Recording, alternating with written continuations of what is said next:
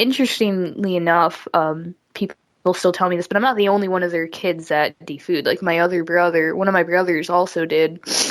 And I don't talk to him though because he couldn't, I guess, handle talking to me when I was talking to my parents because he couldn't. I guess I kind of understand what he's saying. Like it's emotionally hard for him to talk to me because it makes him think about like what we had to deal with as kids. But at the same time, he was one of those assholes. He fucking choked me with a phone cord at one point, you know? Like, he's in part, not consciously responsible for it because he was a kid, but I mean, he added a lot more shit onto me too. And then when he was going through the defooding process, he was talking to me about everything, and I was in the hospital, like getting surgeries and shit like that, and he was like venting to me, and I was there, and then when I'm going through the same thing, he's just like, I can't do it.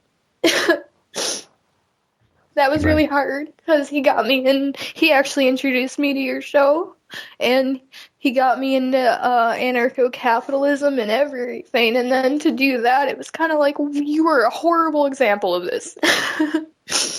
That's how I felt. Yeah, so he wasn't giving you any sort of sympathy or empathy while you were going through your surgery, but he was really venting about his own history. Did he at least acknowledge the degree to which he tortured you? Oh, yeah. That's like... Oh, he did? Okay. Yeah, he did. He actually, from what I could tell, felt quite bad about it. He was really sadistic, too. Like, he choked me with a phone cord. Like I said, that was really hard because you're looking at someone right in their face as they do that. And him and my other brother, they would, like, take turns, like, holding me underwater and then let me go. And then just, like, hold me back under and shit. That was fucking terrifying.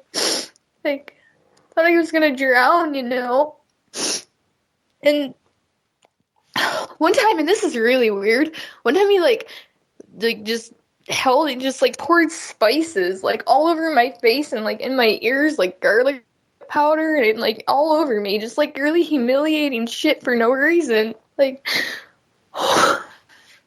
and that's, like, he's the hardest, like, he's, like, the hardest person to talk about because I really, like, when I was really little, like a baby, my brothers used to love me and they used to play with me and, like, we were inseparable. And then I think, you know, once my dad started freaking out and hitting them, that changed. And so, they didn't want anything to do with me, and the only time they did is when they wanted to hurt me. And so my parents would always say, oh, just my mom more so. My dad was, you know, drunk most of the time. My mom would be like, stay away from him, I told you, and blah, blah, blah, blah, blah. Like, it's my fault.